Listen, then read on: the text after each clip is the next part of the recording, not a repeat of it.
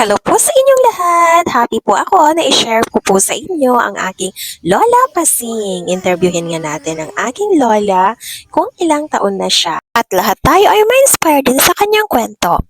Ilang taon na po kayo, Lola? 91. Wow, 91 years old na si Lola. Yeah, this is our Lola Pasing. This August 15, magna-91 years old na ang aming Lola Pasing. Ayan, according to Lola. Magkain-kain pa yun ng mga damo. Like kamuti tap, malunggay, yung mga sitaw. Pero ang sitaw, bihira ako magkain. Kaya nakakasakit lang. Yan ang sikreto ng ating Lola Pasing. Ang kinakain niya daw ay mga damo. Damo, ibig sabihin, mga dahon ng mga gulay, mga malunggay, kamote tops, mga saluyot, at kung ano-ano pang mga dahon. Mahilig si Lola Pasing na kumain ng mga dahon-dahon ng mga gulay. Yan ang sikreto ni Lola kung kaya't malakas pa siya hanggang ngayon. Makaluto-luto pa ka mula, no? Ako tanan. Oo. Kumanti baba ulit. Yung gano'n ang laba. Ang kay-kay. Sa kamanin.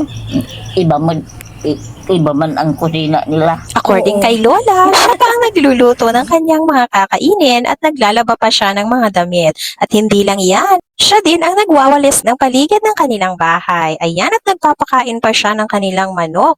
Ang daming kayang gawin ng aming Lola Pasing. At paalala ko nga sa aking mga anak,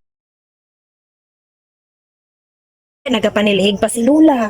Oo, lantawa bala si Lola. At kwento pa ng aming Lola. Galaba. Madati kusina kong kulakar. Siguro kung mawala na ako, mag-iba na rin itong kusina ko. Karimnan tayo ko na hindi na. Oo. Oh, ito ang kusina ni Lola, oh. Ano, kusina ni Lola. Ano. According kay Lola, nararamdaman daw niya na talagang humihina na nga daw po siya. Pero hindi naman iyan natin maiiwasan dahil nga tumatanda na nga si Lola.